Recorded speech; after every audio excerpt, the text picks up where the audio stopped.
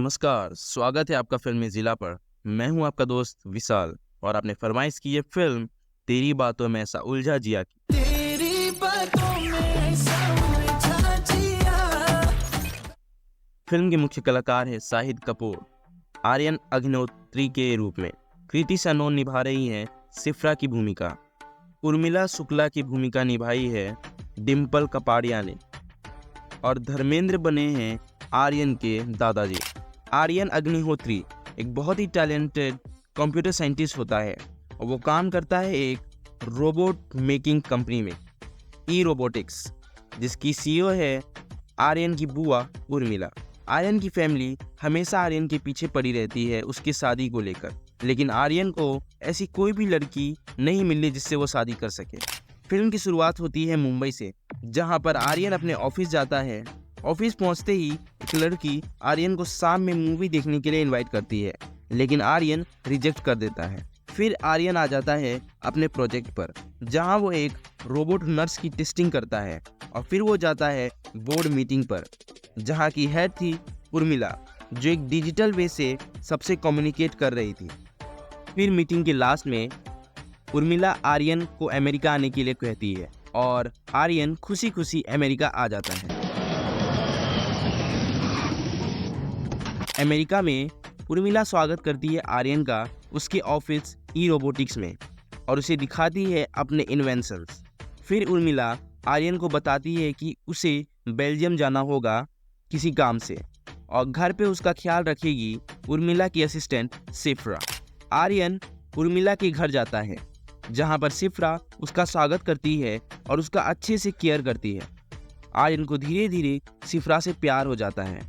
फिर एक दिन अगले ही दिन उर्मिला घर आ जाती है और उर्मिला सिफ्रा को ढूंढने लगती है। कुछ देर बाद उसे सिफ्रा मिल जाती है, लेकिन सिफ्रा बेहोश होती है। आर्यन डर जाता है कि सिफ्रा को क्या हो गया। फिर उर्मिला आर्यन को बताती है कि सिफ्रा की बैटरी खत्म हो गई है। फिर आर्यन को पता चलता है कि सिफ्रा एक रोबोट है। आर्यन ये जानकर बहुत दुखी हो जाता है, क्योंकि उसको सिफ्रा से सच्चा प्यार हो गया था। फिर सिफ्रा को बुलाने के लिए आर्यन मुंबई वापस आ जाता है और उसके आते ही उसकी माँ शर्मिला उसके लिए एक लड़की ढूंढ लेती है और आर्यन भी शादी के लिए मान जाता है। लेकिन आर्यन का दिल तो सिफ्रा के पास था, इसलिए वो अपना एंगेजमेंट से भाग जाता है। मुंबई पहुंचकर आर्यन फ़ोन करता है उर्मिला को और उसको सजेस्ट करता है कि वो सिफ्रा को इंडिया लाना चाहता है, ताकि सिफ्रा और एडवांस हो सके और लोगों के बीच घुल मिल सके। फिर सिफ्रा इंडिया आ जाती है। आर्यन सिफ्रा को लेकर अपने घर जाता है और अपने परिवार वालों को बताता है कि वो सिफ्रा से प्यार करता है और सिफ्रा से ही शादी करेगा। घर में किसी को मालूम नहीं होता है कि सिफ्रा एक रोबोट है। सभी शादी की तैयारियां में जुट जाते हैं। जब देखूं तुम्हारी लाल पीली अखियां मैं नहीं डरता, भले ही डरो अखियां मैं नहीं डरता। कुछ दिन बाद आर्यन अपने दादा, पापा और मामा के साथ दारू पी रहा था। पीने के बाद वो जाता है सिफ्रा के रूम में। सिफ्रा आर्यन को बताती है कि उसे इंटरनेट में एक ऐसा सॉफ्टवेयर मिला है जिससे वो जल्दी चार्ज हो सकती है और आर्यन से डाउनलोड के लिए परमिशन मांगती है। आर्यन, जो नशे में चूर था, परमिशन दे देता है। अगली सुबह सिफ्रा पूरे तरीके से सब कुछ भूल जाती है। तुम कौन हो? तब आर्यन को याद आता है कि शायद सिफ्रा ने कोई करप्टेड फाइल डाउनलोड कर लिया है। फिर आर्यन उर्मिला से सिफ्रा का बैकअप मांगता है और सब कुछ ठीक हो जाता है।